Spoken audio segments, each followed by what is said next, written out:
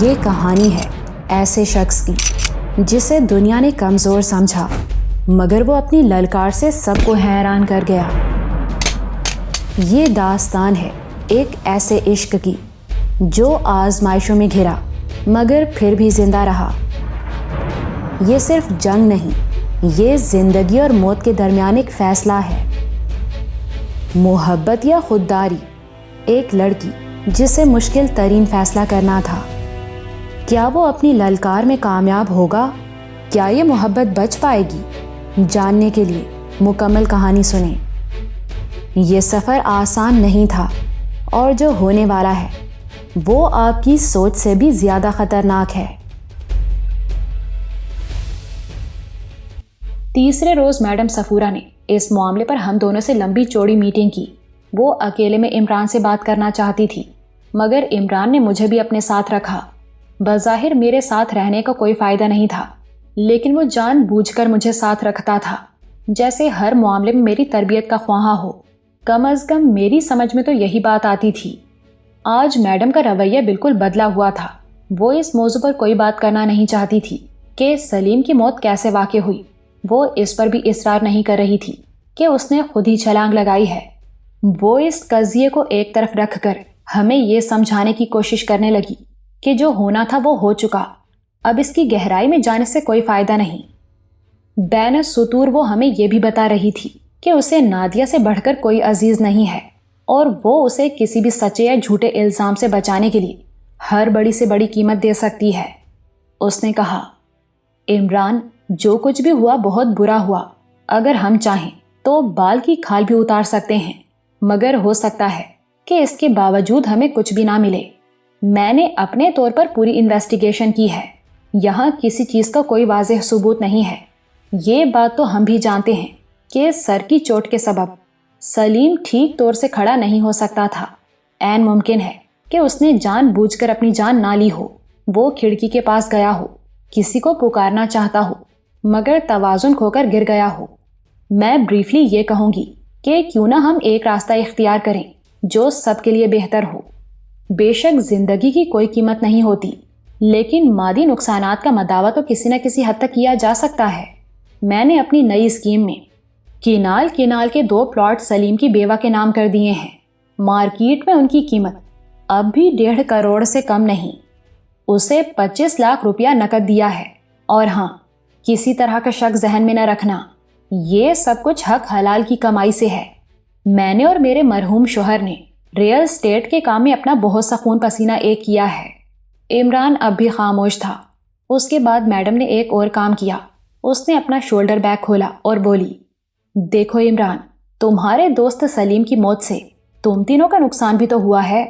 میں ایک بار پھر کہتی ہوں کہ زندگی کا کوئی نعم البدل نہیں ہے، مگر کمپنسیشن تو ہوتی ہے نا، اور میں یہ کرنا چاہتی ہوں۔ اس نے چیک بک نکالی، اس میں سے ایک چیک سائن کیا، اور یہ بلینک چیک عمران کے سامنے تپائی پر رکھ دیا۔ اس کے بعد وہ اٹھی اور خاموشی سے چلی گئی۔ عمران اور میں خالی نظروں سے چیک کی طرف دیکھ رہے تھے۔ وہ بہت مالدار عورت تھی۔ ہم اس چیک پر کوئی رقم بھی بھر لیتے، امید تھی کہ وہ کیش ہو جائے گی۔ ایک طرح سے یہ چیک اس نہایت مشکل کام کا معاوضہ بھی تھا جو عمران نے میڈم صفورہ کے لیے کیا تھا، یعنی فاسٹنگ بدھا کو صدیقی کی تحویل سے نکالنا۔ یہ چیک اگلے روز تک یوں ہی شیشے کی تپائی پر پڑا رہا۔ پھر میں نے اندازہ لگایا کہ عمران نے اسے اٹھا کر اپنے پاس رکھ لیا ہے۔ یوں لگتا تھا کہ عمران نے خود کو سنبھال لیا ہے۔ دھیرے دھیرے اس کی غم و غصے کی کیفیت ماند پڑنے لگی۔ اگلے روز اس نے کھانا بھی کھایا اور ہلکے پھلکے انداز میں 2-4 باتیں بھی کی، لیکن کیا وہ اندر سے واقعی سنبھل رہا تھا؟ یہ سوال خاصا اہم تھا۔ اس کی ظاہری حالت سے اس کی دلی کیفیت کے بارے میں جاننا اس کے نہایت قریبی ساتھیوں کے لیے بھی دشوار ہوتا تھا، اور میرا تو اس کے ساتھ تعلق بھی بہت پرانا نہیں تھا۔ میں نے اقبال سے پوچھا، تمہارا کیا خیال ہے، کیا عمران نے واقعی یہ صدمہ سہ لیا ہے؟ ہو سکتا ہے اور نہیں بھی، اقبال نے بھی گول مول جواب دیا۔ میں اور اقبال باہر لان میں بیٹھے باتیں کر رہے تھے۔ اقبال کی ٹانگوں کی حالت اب پہلے سے بہتر تھی۔ ایک اسپیشلسٹ ڈاکٹر روزانہ اسے دیکھنے کے لیے آ رہا تھا۔ کہیں وہ کوئی انتقامی کارروائی تو نہیں کرے گا؟ میں نے اقبال سے پوچھا۔ میرے خیال میں نہیں، اور اس کی وجہ تم ہو، اقبال نے جواب دیا۔ میں؟ ہاں، تم اس وقت ہمارے ساتھ ہو۔ عمران ہرگز نہیں چاہے گا کہ وہ اس کشیدہ معاملے کو اور زیادہ کشیدہ کر دے، کیونکہ ایسا ہوگا تو اس کا اثر تم پر اور تمہاری فیملی پر بھی پڑے گا۔ اس لحاظ سے میں تو سمجھتا ہوں کہ نادیہ الو کی پٹھی کی قسمت اچھی ہے کہ تم ہمارے ساتھ ہو، ورنہ ہم لنڈورے تو کچھ بھی کر سکتے تھے۔ ہاں، ایک بات کا امکان اب بھی ہے، اقبال مدھم آواز میں بولا۔ وہ کیا؟ وہ کسی اور طریقے سے اس کو قرار واقعی سزا دلا سکتا ہے۔ اس کے ہاتھ کافی لمبے ہیں۔ اقبال کا لہجہ معنی خیز تھا۔ اقبال کی بات میری سمجھ میں آ رہی تھی۔ اس سے پہلے سیٹھ سراج کے ایکسیڈنٹ والی مثال میرے سامنے تھی۔ وہ ایک چھوٹے پیمانے کی کارروائی تھی، مگر عمران نے اس طرح کی تھی کہ نہایت خوفزدہ و پریشان ہونے کے باوجود میں نے بھی دلچسپی محسوس کی تھی۔ کیا اب بھی وہ ایسا ہی کچھ کر سکتا ہے؟ کیا واقعی اس کے پاس قابل اعتماد دوستوں کو کوئی ایسا سیٹ اپ موجود ہے جن کے ذریعے وہ بوقت ضرورت کسی بھی شخص کو مصیبت میں ڈال سکتا ہے؟ کیا وہ یہاں بھی اس سیٹ اپ کو حرکت میں لانے کی ہمت کرے گا؟ اس آخری سوال کا جواب خاصا مشکل تھا۔ سیٹھ سراج کے خلاف ایک معمولی نوعیت کی کارروائی کی گئی تھی، مگر یہاں لال کوٹھیوں میں ایک گمبھیر صورتحال پیدا ہو چکی تھی۔ 90% امکان اس بات کا تھا کہ چھوٹی میڈم نادیہ سفاکانہ طریقے سے ایک قتل کی مرتکب ہو چکی ہے۔ اب اگر نادیہ کو سزا دینے کی بات ہوتی تو پھر اس معاملے کو بہت آگے تک چلے جانا تھا۔ میں نہیں سمجھتا تھا کہ عمران اس موقع پر اس طرح کا بڑا رسک لے گا۔ وہ آج صبح سے میڈم کی فراہم کردہ ٹیوٹا کار لے کر نکلا ہوا تھا۔ اس نے بتایا بھی نہیں تھا کہ کہاں جا رہا ہے۔ بس میرا اندازہ تھا کہ وہ ثروت اور ناصر بھائی کے ایڈریس کے سلسلے میں حاجی صاحب سے ملنے بھی جائے گا۔ شام کو میرا یہ اندازہ درست ثابت ہوا۔ وہ واپس آیا تو اس کے پاس وہ اکاؤنٹ نمبر اور ایڈریس موجود تھا جہاں حاجی صاحب نے قریباً 1,00,000 یورو کا پے آرڈر ارسال کرنا تھا۔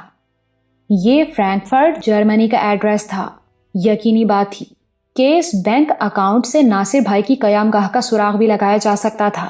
یہ ایک بڑی کامیابی تھی۔ طویل عرصے بعد یہ پہلی حقیقی مسرت تھی جو مجھے حاصل ہوئی۔ حاجی صاحب کے ساتھ عمران کی جو گفتگو ہوئی تھی اس سے معلوم ہوا تھا کہ ثروت کی منگنی تو ہو چکی ہے، مگر شادی کا پروگرام ابھی طے نہیں ہوا۔ عمران کا پاسپورٹ تو موجود تھا، مگر مجھے پاسپورٹ کی ضرورت تھی۔ پتہ نہیں کیا بات تھی، تقریباً ہر چھوٹے بڑے محکمے میں عمران کی کوئی نہ کوئی واقفیت نکل ہی آتی تھی۔ وہ پاسپورٹ کے دفتر سے بھی ہوتا ہوا آیا تھا۔ اس نے بتایا، کل ہم جائیں گے، ہمیں لائن میں لگنے کی ضرورت نہیں پڑے گی۔ ہمارے جانے تک فارم تقریباً تیار ہوگا اور پاسپورٹ فیس بھی جمع ہو چکی ہوگی۔ بس تمہارے شناختی کارڈ کی ضرورت ہے۔ مگر شناختی کارڈ تو گھر میں ہے۔ وہ بھی میں لیتا آیا ہوں یار۔ والدہ کی خیر خیریت بھی پوچھ آیا ہوں۔ وہ تم سے ملنے کے لیے بے تاب ہیں، بلکہ پورا گھر بے تاب ہے۔ کل پاسپورٹ آفس سے واپسی پر ان سے تمہاری ملاقات طے ہے۔ اس کے علاوہ تمہاری پسندیدہ ڈش کیما کریلے اور بریانی وغیرہ کا لنچ بھی فائنل ہے۔ اس نے شناختی کارڈ میری جیب میں ڈالتے ہوئے کہا۔ اس کا ہر کام طوفانی انداز کا ہوتا تھا، برق رفتار اور اندھا دھند، جیسے یہ دنیا ایک بہت بڑا کنواں تھی اور وہ ہر وقت اس میں موٹر سائیکل چلاتا تھا۔ اگلے روز ہم نے ارجنٹ پاسپورٹ اپلائی کیا۔ خرچے کے لیے میرے پاس وافر پیسے موجود تھے۔ یہ وہی 2-6 کے کھیل والی انعامی رقم تھی۔ پاسپورٹ آفس سے فارغ ہو کر ہم اس رہائش گاہ کی طرف روانہ ہو گئے جہاں عمران نے میرے اہل خانہ کو ٹھہرایا ہوا تھا۔ یہ عمارت ڈیفینس میں واقع تھی۔ میری سانس تیز چل رہی تھی اور دھڑکنیں زیر و زبر ہونے لگی تھیں۔ آج کئی ماہ بعد آخر وہ دن آ گیا تھا جب میں اپنے گھر والوں کے روبرو ہونے لگا تھا۔ محبت، خوشی، ندامت، دکھ، بہت سے جذبات میرے اندر گڈمڈ ہو رہے تھے۔ راستے بھر عمران نے مجھے باتوں میں لگائے رکھا۔ شاید وہ نہیں چاہتا تھا کہ میں زیادہ ٹینس ہو جاؤں۔ ایک پرسکون جگہ پر درختوں اور پھولوں میں گھری وہ ایک خوبصورت کوٹھی تھی۔ گیٹ پر باوردی گارڈ نظر آ رہا تھا۔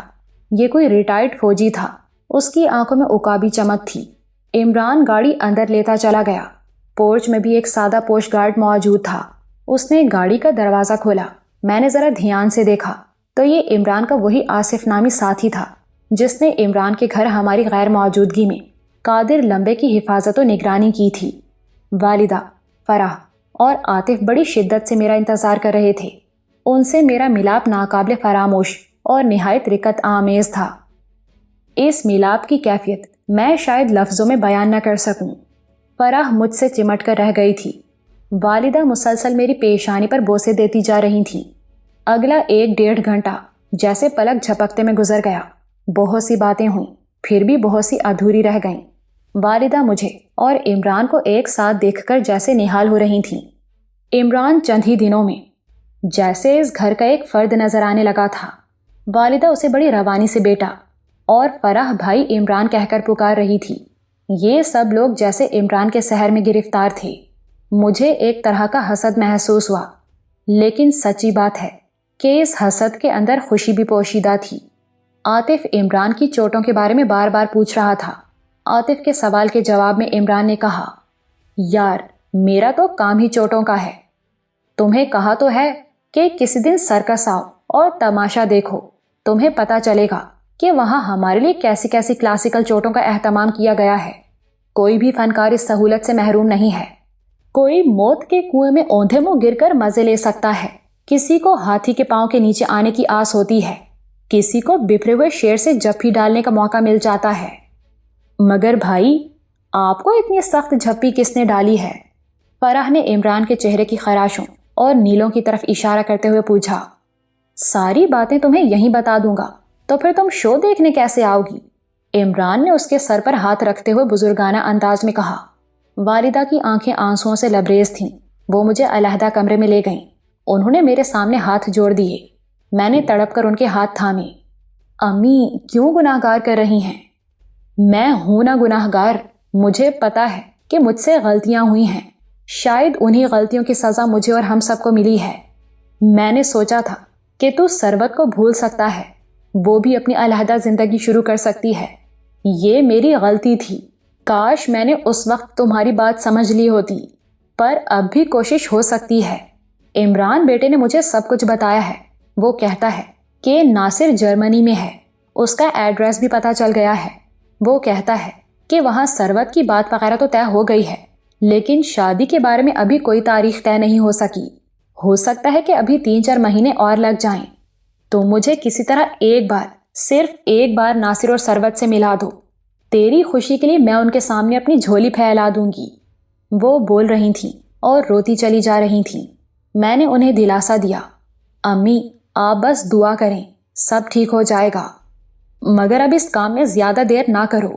میں نے عمران سے بھی یہی کہا ہے، پاسپورٹ اور ویزا بنتے ہی یہاں سے چلے جاؤ۔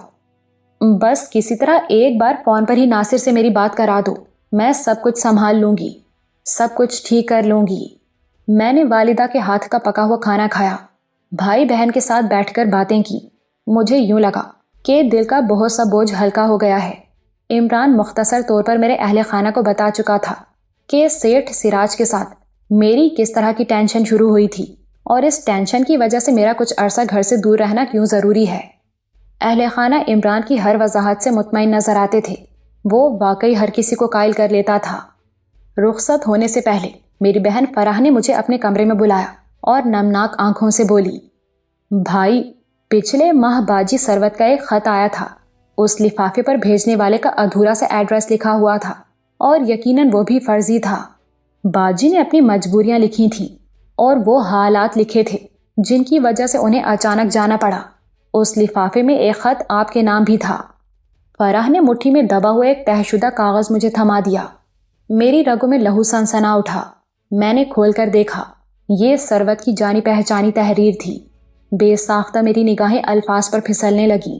سروت نے لکھا تھا، السلام علیکم تابی، میں جانتی ہوں کہ تمہیں بہت بڑا دکھ دے کر گئی ہوں، بغیر تمہیں بتائے، بغیر الوداع کہے ہمیشہ کے لیے تمہیں چھوڑ گئی ہوں۔ اس دکھ کے لیے تم سے معافی مانگتی ہوں۔ اگر تمہارے دل میں میرے لیے تھوڑی سی بھی محبت ہے تو اس محبت کے صلے میں مجھے معاف کر دینا۔ میرے بس میں کچھ نہیں تھا تابش، میں وہی کر سکتی تھی جو میں نے کیا، اور ناصر بھائی بھی وہی کر سکتے تھے جو انہوں نے کیا۔ میری بدنامی کے اشتہاروں نے ہم سب کے لیے کوئی راستہ ہی نہیں چھوڑا تھا۔ یہاں بھائی نے میرے لیے لڑکا ڈھونڈ لیا ہے، اس کا نام یوسف ہے، راولپنڈی کا رہنے والا ہے، ہماری انگیجمنٹ ہو گئی ہے۔ وہ بہت سادہ مزاج اور دل کا صاف ہے۔ میں ڈرتی ہوں کہ مجھے اس کے ساتھ جھوٹ کی زندگی نہ گزارنا پڑے۔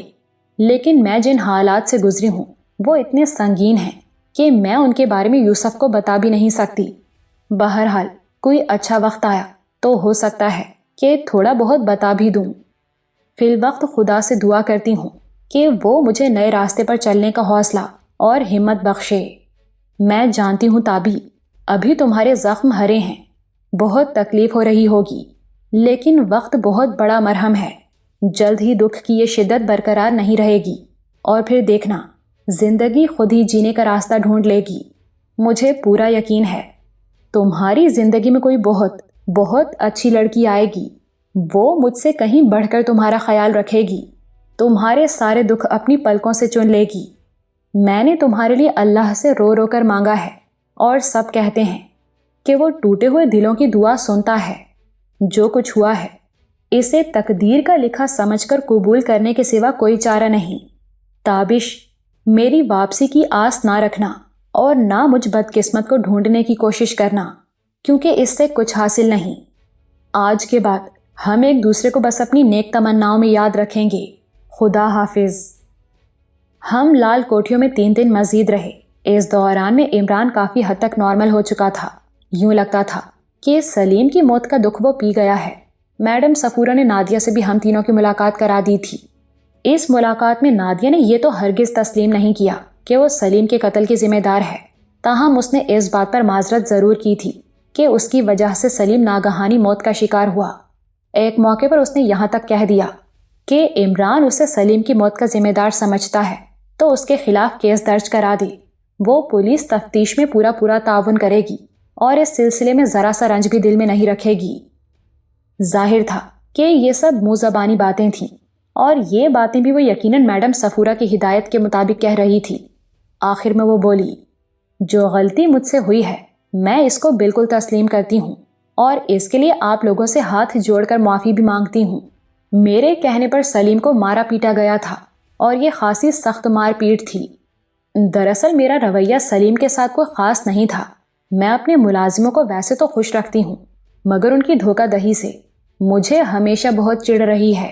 میں سب کچھ برداشت کر سکتی ہوں، مگر یہ نہیں۔ بس جو کچھ ہوا اسی وجہ سے ہوا۔ اس ملاقات میں عمران کا رویہ خاصا نرم رہا۔ اس نے نارمل انداز میں دونوں بہنوں سے باتیں کی۔ اگلے 3 روز میں حالات کافی حد تک معمول پر آ گئے۔ میڈم صفورہ کو اندیشہ تھا کہ اس دوران میں شاید صدیقی بھی لال کوٹھیوں کا چکر لگائے، مگر ایسا نہیں ہوا۔ قدرتی طور پر حالات ایسے ہوئے تھے کہ صدیقی کا دھیان فاسٹنگ بدھا کی چوری کے سلسلے میں مکمل طور پر ایک دوسری پارٹی کی طرف چلا گیا تھا۔ یہ وہی لوگ تھے جو لاہور میں بھی اسے پریشان کرتے رہے تھے۔ یہ کون تھے، ان کی تعداد کیا تھی، اور ان کا رویہ کیسا تھا، اس بارے میں ابھی میڈم اور عمران کو بھی کچھ زیادہ معلوم نہیں تھا۔ اقبال کے زخموں کی حالت اب کافی اچھی تھی۔ میڈم چاہتی تھی کہ اب ہم لال کوٹھیوں سے کہیں اور منتقل ہو جائیں۔ وہ ہمیں رہائش وغیرہ کی بہترین سہولتیں فراہم کرنے کے لیے تیار تھی، مگر عمران کا ارادہ واپس اپنے 10 مرلے کے مکان میں جانے کا تھا جو راوی روڈ پر تھا۔ اس کا خیال تھا کہ اسے وہاں زیادہ اطمینان و سکون کے لمحات میسر ہوں گے۔ اس روز رات کو ہم لال کوٹھیوں سے واپس راوی روڈ کے مکان میں منتقل ہو گئے۔ جانے سے پہلے میڈم صفورہ نے بڑی گرم جوشی سے ہمیں الوداعی ڈنر دیا۔ اس میں نادیہ اور سیٹھ سراج بھی موجود تھے۔ سیٹھ سراج کی صورت مجھے ہمیشہ اعصابی تناؤ میں مبتلا کر دیتی تھی۔ وہ ایک عیاش نو دولتیا تھا۔ ہڑپا میں زلیخا کے ساتھ اس کا ناجائز تعلق اب ہمارے لیے کوئی ڈھکی چھپی بات نہیں تھی، اور یہ تو فقط ایک مثال تھی۔ ایسی نہ جانے کتنی مثالیں اس کے کھاتے میں موجود تھیں۔ ایسے باپ کا بیٹا واجی جیسا ہی ہو سکتا تھا۔ اس الوداعی ڈنر میں میں نے پہلی بار نادیہ کو ہوش و حواس میں دیکھا۔ اس نے ڈرنک نہیں کی تھی، اس کا لباس بھی بیہودہ نہیں تھا۔ وہ عمران کے ساتھ لگاوٹ سے باتیں کرتی رہی۔ ہم راوی روڈ واپس آ گئے۔ میں عمران کو سروت کے خط کے بارے میں 3 روز پہلے ہی بتا چکا تھا۔ عمران نے بھی یہ خط پڑھا تھا اور اس کی سطروں میں کروٹ لیتے ہوئے بے پناہ درد کو محسوس کیا تھا۔ در حقیقت اس خط کو پڑھنے کے بعد میرے اندر سروت کو ڈھونڈنے اور اس تک پہنچنے کا ارادہ مزید مضبوط ہوا تھا۔ عمران کے احساسات بھی ایسے ہی تھے۔ میں سروت کے خط کو درجنوں بار پڑھ چکا تھا، اور ہر بار خط مجھے ماضی کے دھندلکے میں لے گیا تھا، جب لاہور کے گلی کوچے، سبزہ زار اور ریستوران ہماری محبت کے گواہ تھے۔ ہم ایک دوسرے کی دید کی گھڑیاں گن کر گزارتے تھے۔ محبت کا موسم، خوش رنگ تہوار اور ملن کے دیگر مواقع محبت کے زینوں جیسے تھے۔ ہم ان زینوں پر پاؤں دھرتے اوپر اٹھتے جا رہے تھے۔ ہماری باقاعدہ منگنی تو نہیں ہوئی تھی، مگر ایک عید کے موقع پر بات پکی ہو گئی تھی۔ نشانی کے طور پر انگوٹھی وغیرہ بھی پہنائی گئی تھی۔ اندازاً 2.5 سال کے بعد شادی طے ہوئی تھی۔ اس وقت میں نے سروت کو گن کر بتایا تھا کہ 2.5 سال میں تقریباً 128 ہفتے ہوتے ہیں، یعنی ہماری شادی قریباً 128 ہفتے بعد ہوگی۔ اب یہ ہفتوں کی بات ہے۔ یہ بات سروت کو دلچسپ لگی تھی۔ پھر ایک موقع پر میں نے اس کی ایک فائل دیکھی تو اس میں ایک صفحے پر بہت سی سرخ لکیریں لگی ہوئی تھیں۔ ان میں سے کچھ سرخ لکیروں کو سبز بال پوائنٹ سے کاٹا گیا تھا۔ میں نے پوچھا، یہ کیا ہے؟ وہ ہنس ہنس کر دوہری ہونے لگی۔ پھر اس نے مجھے بتایا کہ یہ 128 ہفتوں کی لکیریں ہیں۔ ہر ہفتہ گزرنے کے بعد میں ایک لکیر کاٹ دیتی ہوں۔ اب صرف 55 لکیریں باقی رہ گئی ہیں۔ ہاں، وہ ایسی ہی محبت بھری دیوانگی کے دن تھے۔ ہمارا دل چاہتا تھا کہ ہماری شادی کا درمیانی وقت ایک دم بھاپ بن کر اڑ جائے اور ہم ملن کی گھڑی کو اپنے روبرو دیکھیں۔ وقت بھاپ بن کر تو نہیں اڑا تھا، مگر پل پل سرکتا رہا تھا اور ہم اپنی منزل کے بہت قریب پہنچ چکے تھے۔ پھر وہ سب کچھ ہوا جس کی توقع کسی کو نہیں تھی۔ چند اوباشوں نے اپنے شر کی چنگاریوں سے ایک ہنستی بستی خوشبودار بستی کو جلا کر راکھ کر ڈالا۔ سرخ لکیریں جو کوئی بڑے شوق کے ساتھ سبز روشنائی سے کاٹتا تھا، کینسر کے جرثوموں کی طرح ایک دم بڑھتی چلی گئیں، اور اب انتظار کے کاغذ پر جدائی کی سرخی کے سوا کچھ باقی ہی نہیں بچا تھا۔ اب تک کا وقت میں نے پتہ نہیں کیسے گزار لیا تھا، مگر اب جب کہ میں نے پاسپورٹ کے لیے اپلائی کر دیا تھا اور عمران ویزے کے حصول کی تیاری کر رہا تھا، ایک دم ہی میری اندرونی بے قراری بڑھنے لگی۔ میں چاہتا تھا کہ یہ درمیانی مراحل جلد سے جلد طے ہوں اور میں سروت کی تلاش میں فرینکفرٹ پہنچ جاؤں۔ عمران کے ہاتھ کی چوٹ ابھی پوری طرح ٹھیک نہیں ہوئی تھی، اس کے باوجود وہ شام کو سرکس چلا گیا۔ میں بھی اس کے ساتھ تھا۔ عمران نے موت کے کنویں میں موٹر سائیکل چلانے کا مظاہرہ کیا اور سینکڑوں افراد سے داد وصول کی۔ شاہین کے ساتھ عمران کی ملاقات بھی دلچسپ تھی۔ دونوں میں زبردست نوک جھونک ہوئی۔ شاہین کو شکوہ تھا کہ عمران اتنے روز اسے بتائے بغیر غائب رہا ہے اور اس کا سیل فون بھی بند رہا ہے۔ عمران نے ایک بار پھر بے پر کی اڑائی۔ تمہیں بتایا تو تھا ڈارلنگ کہ ریما جی کی پیشکش کو ٹھکرانا میرے لیے بہت مشکل ہے۔ انہوں نے اتنی محبت سے اپنے ساتھ کام کرنے کی آفر کی تھی کہ اگر میری عمر 80-90 سال بھی ہوتی تو بھی ایک بار تو میں ضرور سرگرم بلکہ سراسر گرم ہو جاتا۔ اپنے ساتھ کام کرنے کی پیشکش سے تمہاری کیا مراد ہے؟ بھائی، وہی فلم کا کام۔ فلم اندھی لڑکی میں میرا رول کافی اہم ہے۔ ڈپلیکیٹ کے طور پر بھی کام کر رہا ہوں۔ ایبٹ آباد میں 7-8 روز شوٹنگ ہوئی ہے۔ اب لاہور میں ریما جی کے گھر پر 8-10 روز کا ایک اسپیشل ہے۔ ریما جی تو کہتی ہیں کہ میں شوٹنگ کے دوران میں ان کے گھر ہی رہ لوں، آنے جانے میں جو وقت خرچ ہوتا ہے وہ بچے گا۔ لیکن مجھے یہ سب کچھ اچھا نہیں لگ رہا۔ عمران نے مشورہ طلب نظروں سے شاہین کو دیکھا۔ کیوں اچھا نہیں لگ رہا؟ شاہین نے طنزیہ انداز میں پوچھا۔ فلم کے ہیرو صاحب جو کافی بزرگ ہیں پہلے ہی مجھ سے کچھ خار کھا رہے ہیں۔ اگر میں مستقل طور پر ریما جی کا 5 اسٹار مہمان بن گیا تو وہ غصے میں فلم ہی چھوڑ دیں گے۔ اس کے بعد مجھے پتا ہے کہ کیا ہوگا۔ ریما جی کہیں گی کہ میں ہی ہیرو کی جگہ لے لوں، مگر یہ کام اتنا آسان نہیں ہے۔ اسکرپٹ کے مطابق آدھی فلم میں تو ریما جی کو موٹر سائیکل پر ہیرو کے پیچھے پیچھے بیٹھے رہنا ہے، اور وہ جس طرح سے چپک کر بیٹھتی ہیں، اللہ معافی، اوپر سے بریکیں لگانے کی مصیبت۔ تمہیں تو پتہ ہی ہے کہ بریکیں لگانے سے میری کیا مراد ہے۔ میری بات سمجھ رہی ہو نا تم؟ میں تو پرسوں ایبٹ آباد میں اسی وجہ سے ایکسیڈنٹ کر بیٹھا ہوں۔ وہ کیسے؟ اسسٹنٹ عباس نے مسکراتے ہوئے پوچھا۔ شاہین شرم سے سرخ ہو رہی تھی۔ میں ہیرو صاحب کے ڈپلیکیٹ کے طور پر موٹر سائیکل چلا رہا تھا۔ ریما جی میرے پیچھے بیٹھی ہوئی تھیں۔ ہم سڑک پر جا رہے تھے کہ اچانک آگے گدھی آ گئی۔ میں نے اس ڈر سے بریک نہیں لگائے کہ ریما جی عقب سے میرے ساتھ چمٹ جائیں گی، مگر جو کچھ ہوا وہ زیادہ برا تھا۔ موٹر سائیکل گدھی کی پچھلی ٹانگوں سے ٹکرائی۔ ہم دونوں کچی زمین پر گرے، ریما جی نیچے، میں اوپر۔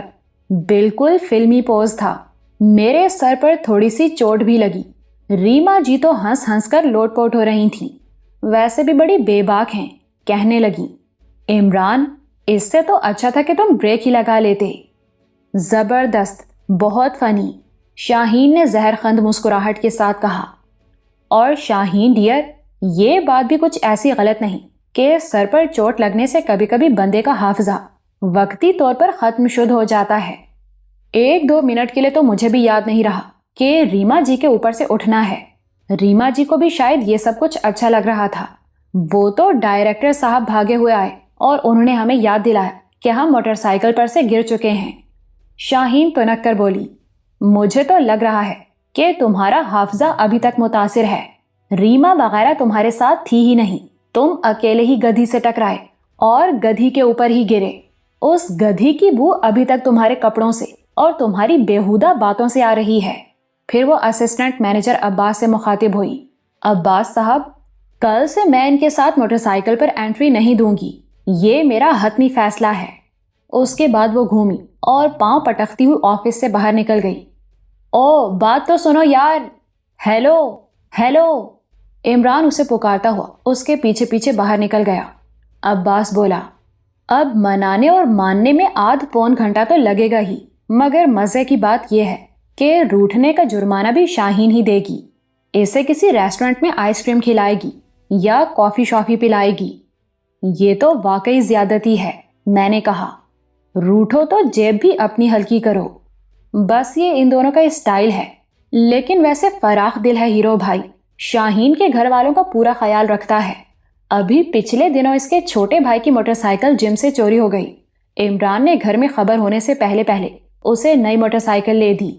شاہین اور عمران کی واپسی قریباً آدھ گھنٹے بعد ہوئی۔ شاہین کی آنکھیں سرخ تھیں، غالباً وہ روئی ہوئی تھی اور اب پہلے سے زیادہ نکھری ہوئی تھی۔ عباس نے ٹھیک ہی کہا تھا۔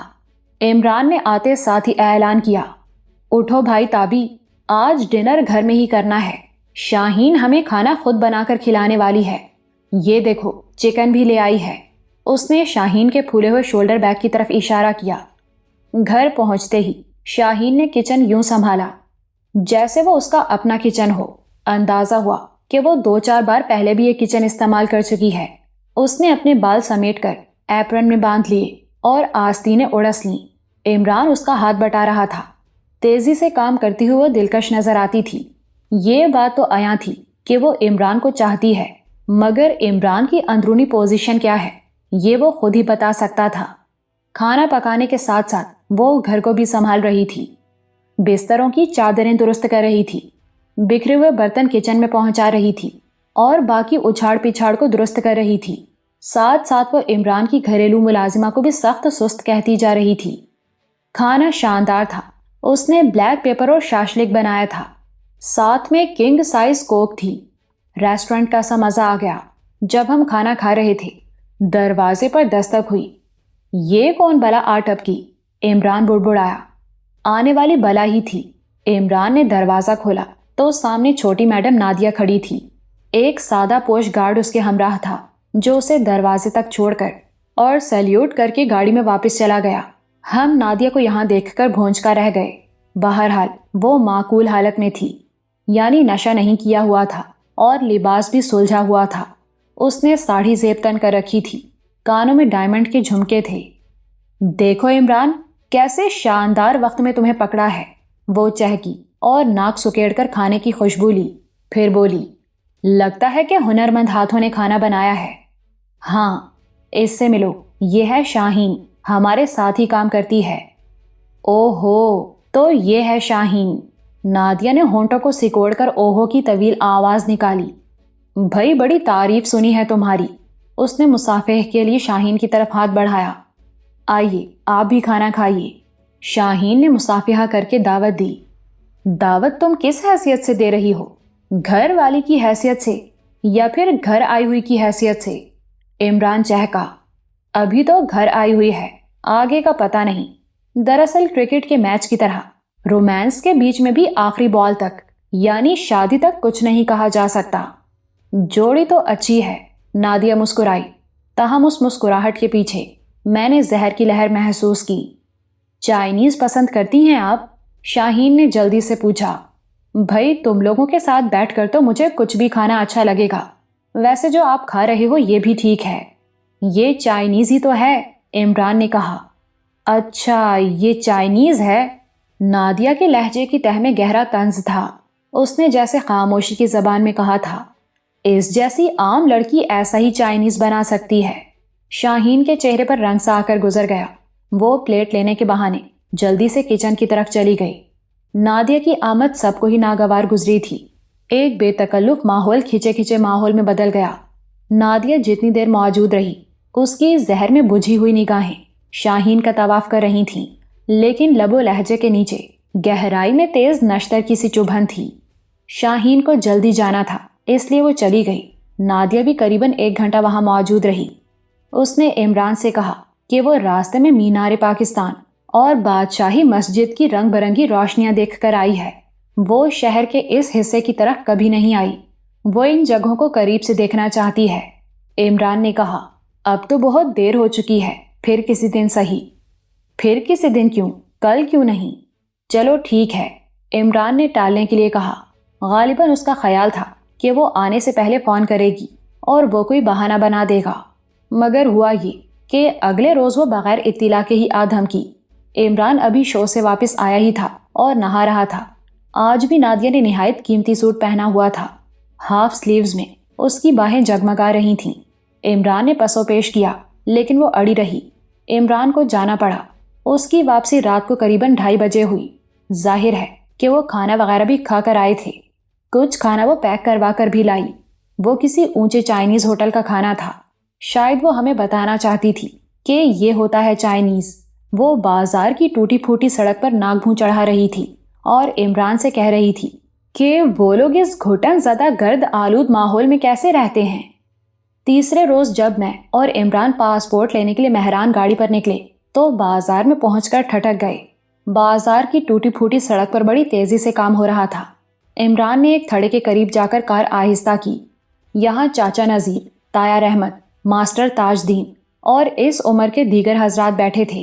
عمران نے ماسٹر تاج دین سے پوچھا، ماسٹر جی مبارک ہو، سڑک شروع ہو گئی۔ ماسٹر جی نے کہا، تمہاری ہی مہربانی ہے بیٹا، پرسوں تمہاری سیکرٹری نے بتا دیا تھا سب کچھ۔ وہ تمہاری ہی سیکرٹری ہے نا؟ کون سیکرٹری؟ عمران نے کار سے اترتے ہوئے پوچھا۔ بھائی وہی لال کار والی، مس نادیہ۔ عمران ایک لہجے کے لیے گڑبڑایا، پھر سنبھل کر بولا، کیا کہہ رہی تھی وہ؟ وہی جو تم نے کہا تھا۔ بول رہی تھی کہ عمران صاحب کی طرف سے خوشخبری ہے، پرسوں سے سڑک کا کام شروع ہو جائے گا۔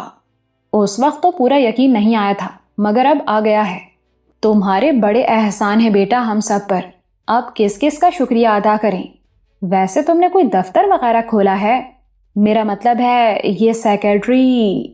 ہاں جی کچھ ایسا ہی ہے، عمران نے گول مول جواب دیا۔ ہماری کالونی میں سیوریج کا کام کب شروع کراؤ گے پتر جی؟ چاچے نذیر نے کہا۔ بس جلد ہی، عمران گڑبڑایا۔ 2 ہفتے کا وعدہ کیا ہے تیری سیکرٹری صاحبہ نے۔ پوری کالونی کا گندا پانی گلیوں میں چلتا ہے۔ تیرا یہ احسان تو ہم مرتے دم تک نہیں بھولیں گے۔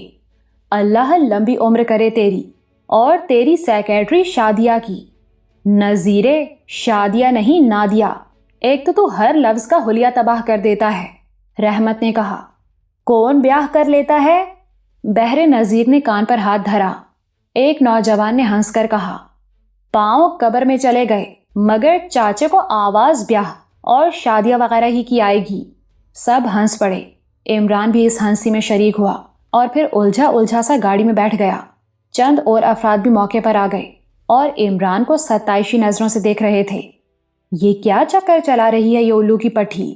عمران مجھ سے مخاطب ہو کر بولا، لگتا ہے کہ تمہیں متاثر کرنے کے لیے ایڑی چوٹی کا زور لگایا جا رہا ہے۔ میں نے کہا، ہو سکتا ہے کہ کل کلاں وہ علاقے کے لوگوں میں نقد پیسے بانٹنا بھی شروع کر دے۔ عمران نے گہری سانس لی اور ایک دم پرسکون ہو گیا۔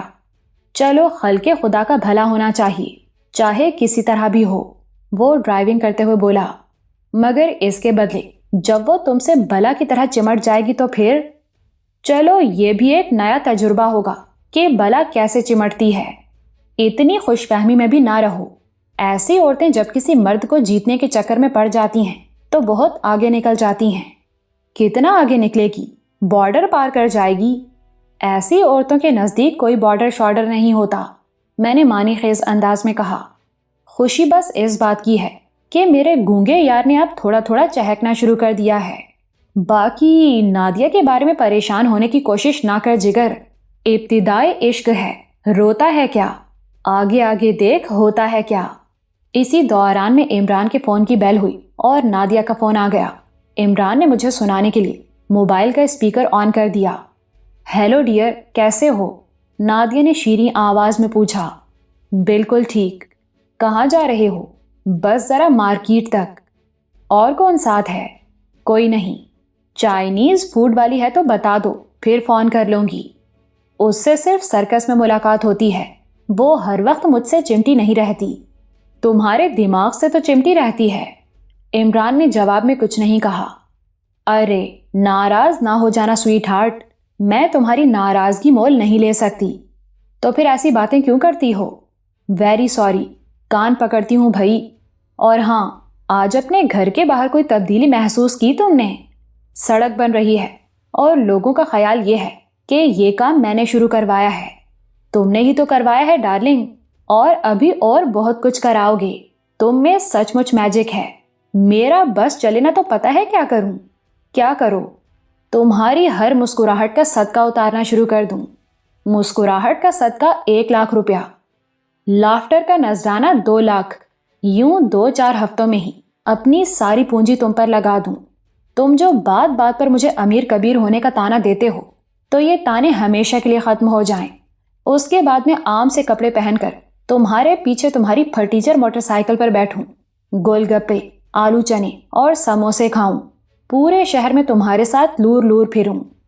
ایسے شوق بڑی جلدی ختم ہو جاتے ہیں، پھر اپنی بیوقوفی کا احساس ہوتا ہے۔ جب تم ایسی باتیں کرتے ہو تو مجھے لگتا ہے کہ تم نے ابھی تک مجھے معاف نہیں کیا ہے۔ سلیم کی موت ابھی تک تمہارے ذہن پر سوار ہے۔ میں اس کے لیے تمہارا دل کیسے صاف کر سکتی ہوں؟ مجھے بتاؤ پلیز، مجھے بتاؤ، میں ہر کام کے لیے تیار ہوں۔ تمہاری ان باتوں سے جانے والا لوٹ تو نہیں آئے گا؟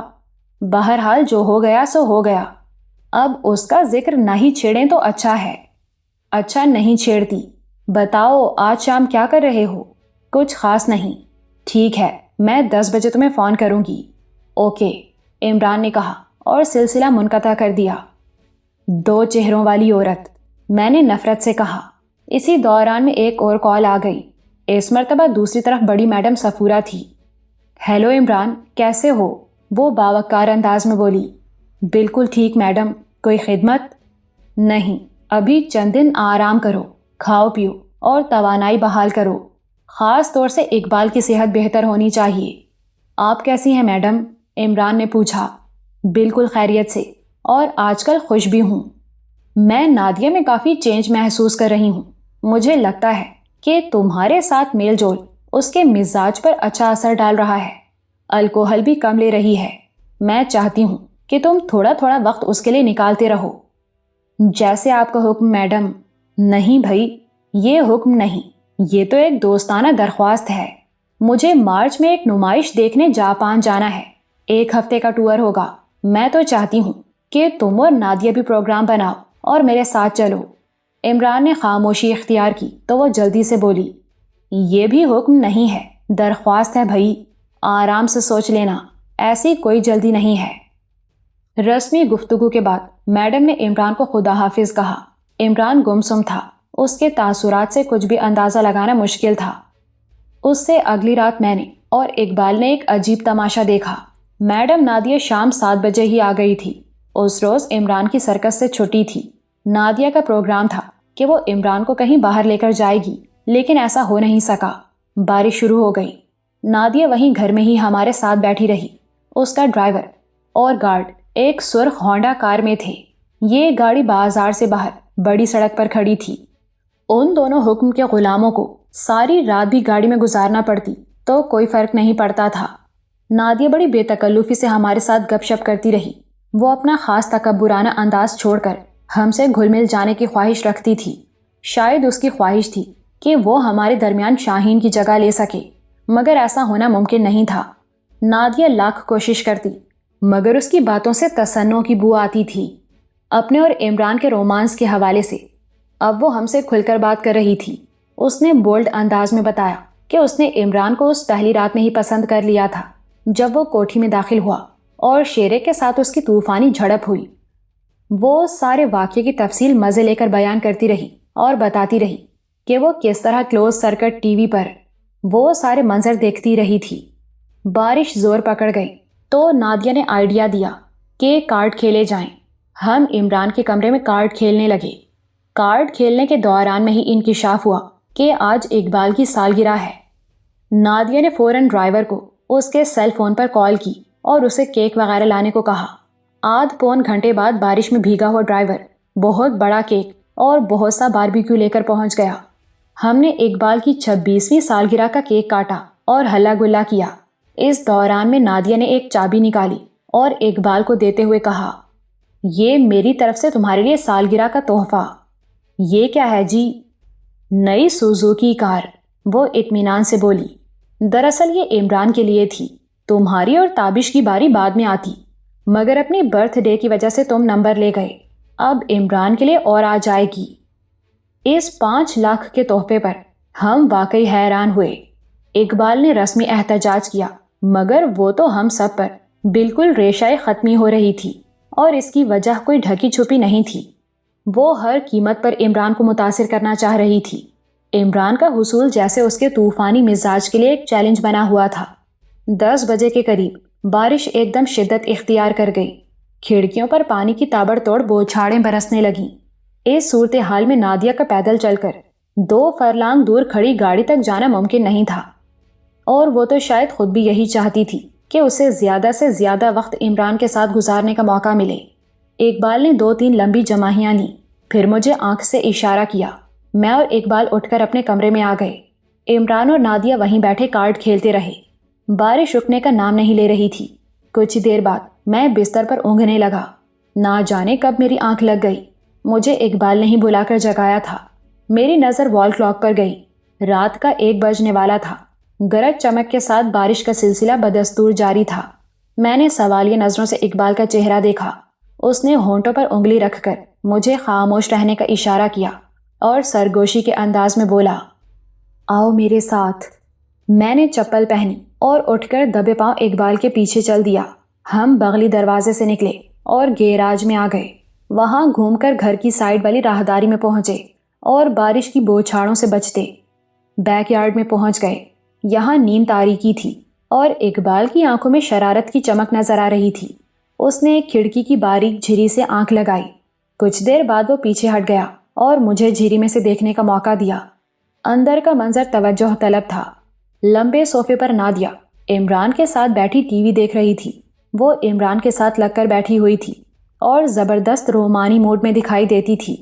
پھر میرے دیکھتے ہی دیکھتے وہ صوفے سے پھسلی اور بڑی ادا سے قالین پر بیٹھ گئی۔ اس نے نیم دراز ہونے کے انداز میں صوفے کے نچلے حصے سے ٹیک لگا لی تھی۔ یہ کیا کر رہی ہو؟ اوپر بیٹھو۔ عمران کی مدھم آواز میرے کانوں سے ٹکرائی۔ نہیں، مجھے ایسے ہی اچھا لگ رہا ہے۔ وہ بڑے ناز سے عمران کے گھٹنے کے ساتھ لگ کر بولی۔ یہ کیا ڈرامہ ہے بھائی؟ ڈرامہ نہیں، بس مجھے اچھا لگ رہا ہے تو میں بھی نیچے بیٹھ جاتا ہوں۔ اب تم ڈرامہ کر رہے ہو، وہ اسے روکتے ہوئے بولی۔ وہ ٹھنڈی سانس لے کر رہ گیا۔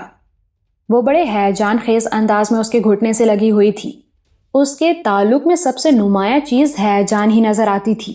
وہ شدید تراش کی شلوار قمیص میں تھی۔ قمیص کا گریبان واہیات حد تک کشادہ تھا۔ وہ اپنے بیٹھنے کے انداز سے اس کشادگی میں اضافہ کر رہی تھی۔ عمران نے نگاہیں ٹی وی اسکرین پر جما رکھی تھیں۔ تب میں نے ایک اور دلچسپ منظر دیکھا۔ نادیہ نے بڑی آہستگی سے عمران کی سفید چپل اس کے پاؤں سے علیحدہ کر دی اور بڑے محبت بھرے انداز میں ہولے ہولے اس کے پاؤں پر انگلیاں چلانے لگی، اس کے تلووں کو سہلانے لگی۔ عمران نے ایک بار پھر منع کرنے کی کوشش کی، مگر اس نے مصنوعی غصے سے ڈانٹ کر اسے چپ کرا دیا۔ اس کا یہ رویہ تعجب خیز تھا۔ یہ کوئی عام لڑکی نہیں تھی، لال کوٹھی کی چھوٹی میڈم تھی۔ درجنوں ملازم اس کے ایک اشارے کے منتظر رہتے تھے۔ وہ کروڑوں کی مالک تھی اور بڑی بہن کی وجہ سے ہی صحیح، مگر اسے سوسائٹی میں ایک مقام حاصل تھا۔ آج اس باد و بارہ کی شب میں وہ اس چھوٹے سے مکان میں بازیگر عمران دانش کے قدموں میں بیٹھی تھی اور فدویانہ انداز میں اس کے پاؤں سہلا رہی تھی۔ وہ کیا شے تھی کچھ سمجھ میں نہیں آتا تھا۔ میں نے کھڑکی سے پیچھے ہٹ کر اقبال کے کان میں مدھم سرگوشی کی۔ دیکھو تم بھی، دیکھنے والا سین ہے۔ اب اقبال نے اپنی آنکھ کھڑکی کی جھری سے ٹکا دی، کچھ دیر دیکھتا رہا، پھر پیچھے ہٹ کر بولا، بہت بڑی ففے کٹنی ہے یہ، باری تعالیٰ ہمیں اور ہمارے یار کو اس کے شر سے بچائے۔ تب اس نے ہاتھ سے اشارہ کر کے مجھے بتایا کہ اب دیکھنے کی باری میری ہے۔ میں نے جھری سے آنکھ لگائی، اندر کا منظر بدلا ہوا دکھائی دیا۔ وہ اب پھر صوفے پر عمران کے پہلو میں بیٹھی تھی، اس کے بال منتشر تھے، چہرہ جذبات سے تمتما رہا تھا۔ اس نے قمیص کے اوپر سے ہی عمران کا کندھا چوما، پھر اس کے گریبان کے بٹن کھول کر اپنی ناک اس کے سینے پر رگڑنے لگی۔ لیکن یہ بات عیاں تھی کہ اسے عمران کی طرف سے مناسب رسپانس نہیں مل رہا۔ جب وہ مزید آگے بڑھی تو عمران اپنا سگریٹ کیس لینے کے بہانے اٹھ گیا۔ وہ گہری سانس لے کر صوفے پر پھیل گئی اور ناقدانہ نظروں سے عمران کا جائزہ لینے لگی۔ وہ دوسری کھڑکی کے پاس کھڑا سگریٹ سلگا رہا تھا۔ کیا بات ہے ڈیئر، کچھ اکھڑے ہوئے لگ رہے ہو؟ نہیں، ایسی بات تو نہیں۔ پھر کیسی بات ہے؟ اس نے ہوش ربا انگڑائی لی۔ عمران نے کوئی جواب نہیں دیا۔ وہ ادا سے مسکرائی، اس کی ہلکی براؤن آنکھوں میں نشہ تیرنے لگا۔ لگتا ہے شرم آ رہی ہے، اس نے کہا اور ہاتھ اوپر اٹھایا۔ ایک دم کمرہ تاریک ہو گیا۔ اس نے ٹیوب لائٹ کا بٹن آف کر دیا تھا۔ میں جلدی سے پیچھے ہٹ گیا۔ اقبال نے سرگوشی میں کہا، کیا ہوا، کینچی چل گئی؟ میں سمجھا نہیں، کیا کینچی؟ یار، سین سینسر ہو گیا ہے نا، اس نے کہا اور مجھے کھینچ کر واپس اپنے کمرے میں لے آیا۔ ہم وہاں اپنے اپنے بستر پر لیٹ گئے۔ میں نے صاف محسوس کیا تھا کہ عمران نادیہ سے گریز کر رہا ہے، مگر وہ مکمل گریز نہیں کر رہا تھا، ساتھ ساتھ کچھ حوصلہ افزائی بھی جاری رکھے ہوئے تھا۔ یوں لگتا تھا کہ وہ نادیہ کو اپنے آپ میں الجھا رہا ہے۔ صرف 2-3 منٹ بعد عمران کے کمرے کی لائٹ دوبارہ آن ہو گئی۔ اقبال مسکرایا، لگتا ہے کہ چھوٹی میڈم کی دال گلی نہیں۔ میں نے تائید کی۔ 5-10 منٹ بعد ہم نے دیکھا کہ نادیہ واپس جانے کے لیے تیار ہے۔ عمران نے ایک پرانی برساتی اس کے لیے مہیا کر دی تھی۔ وہ بجھی بجھی سی تھی، بلکہ ناراض لگتی تھی۔ اس نے ہم سے بھی مختصر سی بات کی۔ فون کر کے اس نے اپنے لہیم شہیم گارڈ کو بلا لیا۔ اس کے ساتھ وہ واپس چلی گئی۔ اس کے جانے کے بعد اقبال بولا، یار عمران، بڑے پرلے درجے کے کٹھور ہو تم۔ اس نے مجھے گاڑی کی چابی دی ہے، کم از کم آج تو اسے خوش کر کے بھیجنا تھا۔ کیسے خوش کرتا؟ کمرے کی بتی 2-4 منٹ مزید بجھی رہنے دینی تھی۔ زیادہ دیر اندھیرے میں رہیں تو شیطان کھڑکی میں سے جھانکنے کے بجائے اندر کمرے میں آ جاتا ہے۔ بڑے پہنچے ہوئے ہو تم۔ تمہیں کیسے پتا چلا کہ شیطان کھڑکی میں سے دیکھ رہا تھا؟ اقبال نے پوچھا۔ دیکھ نہیں رہا تھا، بلکہ دیکھ رہے تھے۔ وہ مسکرایا، مجھے تو یہ جگا کر زبردستی لے گیا تھا یار۔ میں نے دفاع کیا، چلو کوئی بات نہیں، اتنی سی شیطانی تو تم دونوں کا حق ہے۔ اب کیا کرنے کا ارادہ ہے چھوٹی میڈم کے ساتھ؟ کوئی فلمی قسم کا انتقام تو نہیں لینا چاہتے؟ میں نے پوچھا۔ عمران کا موڈ اب قدرے بحال تھا۔ خوشگوار لہجے میں بولا، ارادہ تو ایسا ہی ہے، اس کے ساتھ شادی کروں گا۔ جب یہ لال جوڑا پہن کر، ہاتھوں میں مہندی لگا کر، گہنوں سے لدی پھندی، گٹھری سی بن کر پھولوں کی سیج پر بیٹھی ہوگی تو اندر آؤں گا اور کہوں گا، نادیہ بیگم، یہ سہاگ رات نہیں ہے، یہ انتقام کی رات ہے۔ آج تمہارا گھونگھٹ کوئی نہیں اٹھائے گا۔ تم اس کانٹوں کی سیج پر اکیلی ہی رات گزارو گی۔ آج کے بعد اس گھر میں تم صرف نام کی دلہن بن کر رہو گی، پل پل جیو گی، پل پل مرو گی۔ اقبال بولا، یار ویسے اس مشہور فلمی سین میں جو بار بار فلمایا گیا ہے کوئی لاجک نہیں ہے۔ میرے خیال میں تو یہ مجبوری کا سین ہے۔ سینسر کا ڈر ہوتا ہے، اس لیے دلہا صاحب اپنے انتقام کا رخ موڑ کر تکیا اٹھاتے ہیں اور باہر صوفے پر جا کر لیٹ جاتے ہیں۔ تماشائی بیچارے اس روکھے پھیکے شریفانہ انتقام پر کوڑتے رہ جاتے ہیں۔ تمہارے خیال میں یہ سین کیسے ہونا چاہیے؟ عمران نے سگریٹ سلگایا۔ میں ہوتا تو اس طرح بولتا۔ وہ ہو بہو فلم سٹار وحید مراد کے لب و لہجے میں بولنے لگا، شبانہ، یہ سہاگ کی رات نہیں ہے، انتقام کی رات ہے۔ ہم انتقام کا دور شروع کرنے والے ہیں، لیکن جس طرح لمبی چھلانگ لگانے کے لیے پہلے پیچھے ہٹنا پڑتا ہے، اسی طرح میں بھی پیچھے ہٹ رہا ہوں۔ آج کی رات ہم محبت کے ساتھ گزاریں گے، صبح 7:30 بجے سے انتقام شروع کریں گے، وغیرہ وغیرہ۔ میرا پاسپورٹ مل گیا تھا ویزے کے انٹرویو کے لیے۔ ہمیں ایمبیسی سے 10 دن بعد کی اپائنٹمنٹ ملی تھی۔ یہ بھی عمران کی کوشش سے ہوا تھا، ورنہ 20 دن بعد باری آ رہی تھی۔ اب یہ 10 دن ہمیں جیسے تیسے گزارنے تھے۔ انٹرویو کے بعد ویزا لگنے میں بھی 10-15 روز لگنے تھے۔ 2 روز بعد رات کو ہم نے پھر ایک سین دیکھا۔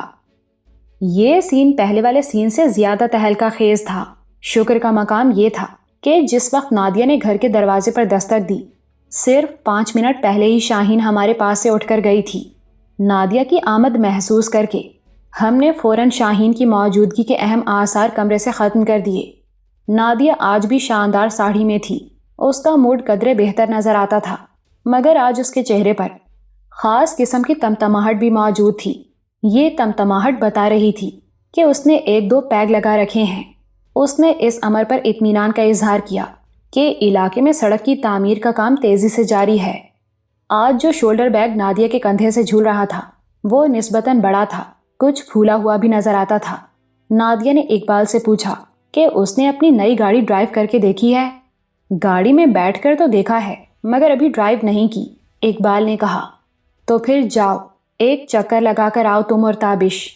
غالباً وہ عمران کے ساتھ تنہائی چاہتی تھی۔ جیسے آپ کا حکم، اقبال نے کہا۔ میں اور اقبال باہر آ گئے۔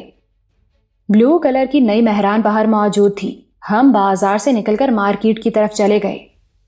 میں نے کہا، مجھے تو اس گاڑی میں بیٹھ کر کراہیت سی ہو رہی ہے۔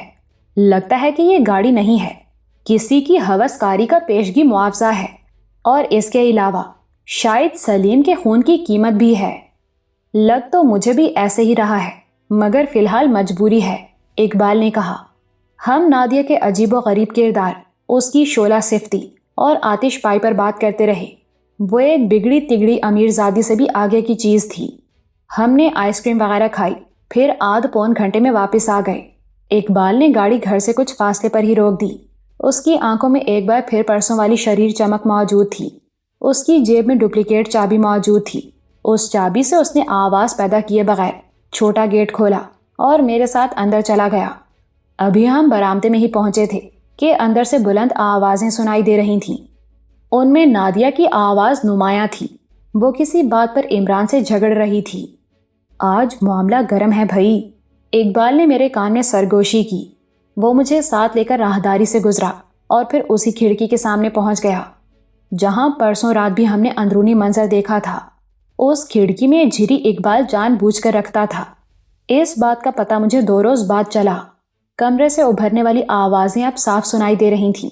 نادیہ کہہ رہی تھی، تم مجھے ٹارچر کر رہے ہو، جان بوجھ کر رہے ہو۔ صاف کہہ کیوں نہیں دیتے کہ ہمارے درمیان ریلیشن نہیں ہو سکتا؟ تمہارے لیے ریلیشن کا بس ایک ہی مطلب کیوں ہے؟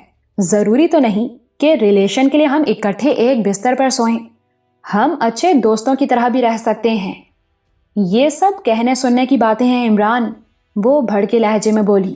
حقیقت یہ ہے کہ تم نے ابھی تک مجھے سلیم کے لیے معاف نہیں کیا ہے۔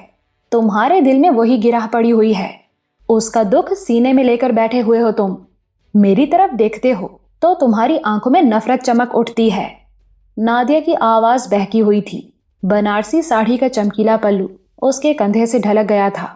مختصر بلاؤز اس کے جسم کو نمایاں کر رہا تھا۔ تم غلط سمجھ رہی ہو۔ میں غلط نہیں سمجھ رہی۔ تم اپنے آپ کو دھوکہ دے رہے ہو اور مجھے بھی۔ میں نے تمہاری منت کی ہے عمران، ہاتھ جوڑ کر تم سے معافی مانگی ہے، لیکن تم نے اپنا دل پتھر کیا ہوا ہے۔ شاید تم مجھے سزا ہی دینا چاہتے ہو۔ تو ٹھیک ہے، دے لو مجھے سزا۔ تمہاری محبت کے لیے میں سب کچھ جھیلنے کو تیار ہوں۔ ٹھیک ہے کہ مجھ سے غلطی ہوئی، میں نے سلیم کو مارا پیٹا، تو تم اس کا بدلہ لے لو مجھ سے۔ میں دل سے کہتی ہوں، مجھ سے بدلہ لے لو۔ اس کا گلا رندھ گیا۔ وہ بڑے جذباتی انداز میں اپنے شولڈر بیگ کی طرف بڑھی۔ اس کی زپ کھول کر اس نے اندر سے ایک چیز نکالی۔ پہلے تو مجھے سمجھنے میں دشواری ہوئی، پھر پتا چلا کہ یہ موٹے ربڑ کے پائپ کا قریباً 3 فٹ لمبا ٹکڑا ہے۔ اس پائپ کے گرد آہنی تار لپٹا ہوا تھا۔ اس نے یہ پائپ عمران کی گود میں پھینک دیا۔ اس نے اپنے بالائی جسم سے ساڑھی ہٹا دی۔ اب وہ مختصر بلاؤز میں تھی۔ وہ گھٹنوں کے بل عمران کے سامنے گر گئی۔ لو، مار لو مجھے، جس طرح میں نے اسے مارا تھا تو مجھے مار لو۔ میں تمہیں دل سے اجازت دیتی ہوں، میں ہر تکلیف سہ سکتی ہوں، پر تمہاری بے رخی نہیں، پلیز پلیز۔ اس نے اپنا سر جھکا لیا۔ اس کے بالوں نے آگے کو پھسل کر اس کا چہرہ چھپا لیا۔ عمران نے پائپ گود سے اٹھایا اور غور سے دیکھنے لگا۔ اس کی مدھم آواز ہمارے کانوں تک پہنچی۔ اس پائپ کی 2 چوٹیں تمہاری چمڑی ادھیڑ کر رکھ دیں گی نادیہ، کئی ہفتوں تک بستر سے اٹھ نہ سکو گی۔ تم نے کتنی چوٹیں لگائیں اس کو، کس طرح سے زخم کیا، تمہیں ذرا ترس نہ آیا؟ مجھ سے غلطی ہوئی، میں مانتی ہوں، اور اب اس کی سزا بھگتنے کو تیار ہوں۔ بتاؤ اور کیا چاہتے ہو؟ عمران نے پائپ ایک طرف پھینک دیا اور اٹھتے ہوئے بولا، میں اپنے اندر اتنی بے رحمی نہیں لا سکتا۔ کیوں نہیں لا سکتے؟ میں قسم کھاتی ہوں تمہاری بے رخی مجھے اس پائپ کی مار سے کہیں زیادہ تکلیف دے رہی ہے۔ تم مجھے جذباتی بلیک میل کر رہی ہو نادیہ، اس طرح دل نہیں جیتے جاتے۔ تو تم مجھے معاف نہیں کرو گے؟ وہ اسی طرح گھٹنوں کے بل بیٹھی اس کی طرف دیکھتی رہی۔ میں نے دیکھا کہ اچانک اس کے چہرے کی تمتماہٹ میں اضافہ ہو گیا ہے۔ آنکھوں میں شراب کی سرخی بھی نمایاں تر ہو گئی۔ اس کی سانس دھونکنے کی طرح چل رہی تھی۔ وہ بدلے ہوئے لہجے میں پھنکاری، عمران، تم اس 2 ٹکے کی لڑکی کے لیے مجھے ٹھکرا رہے ہو، مجھے ذلیل کر رہے ہو؟ وہ حرامزادی خناس بن کر گھسی ہوئی ہے تمہارے دماغ میں۔ نادیہ، اس کو بیچ میں مت لاؤ۔ کیوں نہ لاؤں؟ وہی چڑیل ہے جس نے تمہیں اپنے پنجرے میں طوطا بنایا ہوا ہے۔ تمہاری اس بے رخی کی ایک وجہ وہ بھی ہے۔ نادیہ، عمران گرجا، میں اس کے بارے میں بکواس نہیں سنوں گا۔ کیوں نہیں سنو گے تم؟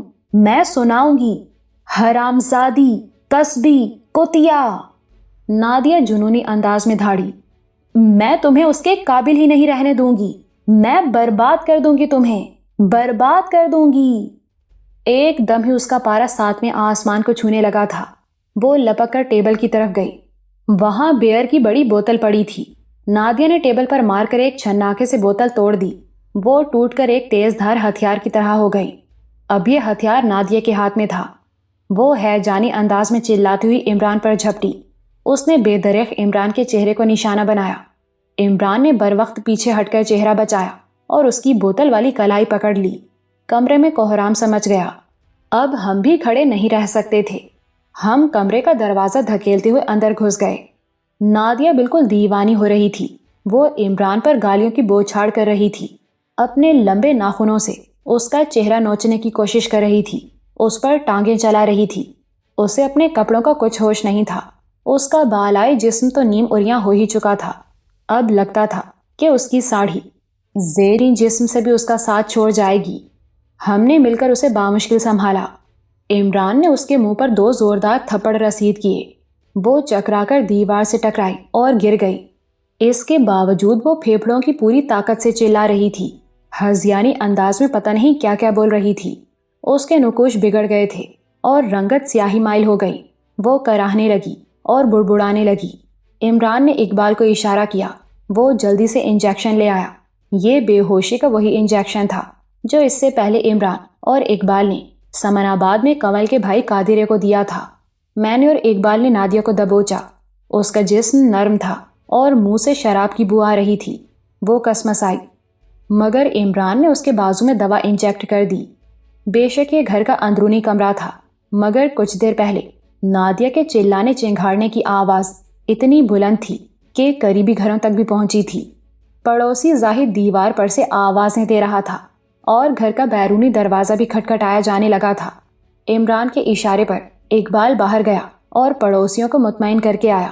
جیسا کہ بعد میں پتا چلا، اس نے پڑوسیوں کو بتایا تھا کہ گھر میں کچھ مہمان آئے ہیں جن میں ایک لڑکی نفسیاتی مریضہ ہے۔ اقبال کچھ پریشان نظر آنے لگا تھا۔ اس کا خیال تھا کہ چھوٹی بہن کو اس حالت میں دیکھ کر میڈم صفورہ کا پارا بھی چڑھ جائے گا اور وہ طوفان کھڑا کر دے گی۔ تاہم عمران مطمئن تھا۔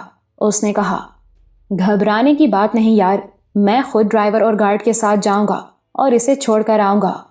جب تک تم واپس نہیں آؤ گے ہماری جان سولی پر لٹکی رہے گی۔ میرا خیال ہے کہ ہمیں بھی تمہارے ساتھ جانا چاہیے۔ اقبال نے تجویز پیش کی۔ پڑوسیوں کو بھی ساتھ لے جاتے ہیں، بلکہ 8-10 محلے دار بھی چلے جائیں تو بہتر ہے۔ میڈم صفورہ کو بڑی مسرت ہوگی کہ اس کی بہن کو اتنے اہتمام کے ساتھ یہاں لایا گیا ہے۔ عمران کے لہجے میں طنز تھا۔ اقبال منہ بنا کر رہ گیا۔ عمران نے نادیہ ہی کے سیل فون سے اس کے ڈرائیور اور گارڈ کو کال کیا۔ وہ دونوں پہنچ گئے۔ بے ہوش نادیہ کو پہلے مہران گاڑی میں ڈال کر بڑی سڑک تک پہنچایا گیا، پھر وہاں سے ہونڈا کار میں ڈال کر لال کوٹھیوں کی طرف روانہ کر دیا گیا۔ عمران ساتھ ہی گیا تھا۔ میرا دل گواہی دے رہا تھا کہ عمران سلیم کی دردناک موت کو بھولا نہیں ہے، اور نہ ہی اس سلسلے میں بڑی میڈم صفورہ کی منافقت و بدنیتی اسے ہضم ہوئی ہے۔ سلیم کی موت کے بعد میڈم صفورہ نے جس طرح عمران کو وافر پیسے کی چمک دکھا کر مرعوب کرنے کی کوشش کی تھی، وہ بھی ایک نہایت ناخوشگوار تجربہ تھا۔ سلیم کی موت معمولی واقعہ نہیں تھی۔ کئی دن گزر گئے تھے، مگر میں آج بھی محسوس کرتا تھا کہ جیسے اس رات سلیم قبرستان میں دفن ہونے کے باوجود ہمارے پیچھے پیچھے آیا تھا، زخموں سے چور، بے بسی کی تصویر بنا، ہولے ہولے لنگڑاتا ہوا، ہم سے پوچھتا ہوا، تم مجھے بچا نہ سکے، لیکن کیا تم میرا بے رحم قتل بھی بھول جاؤ گے؟ وہ اب بھی اکثر مجھے اپنے عقب میں محسوس ہوتا تھا۔ اپنی نم آنکھوں میں یہی سوال لیے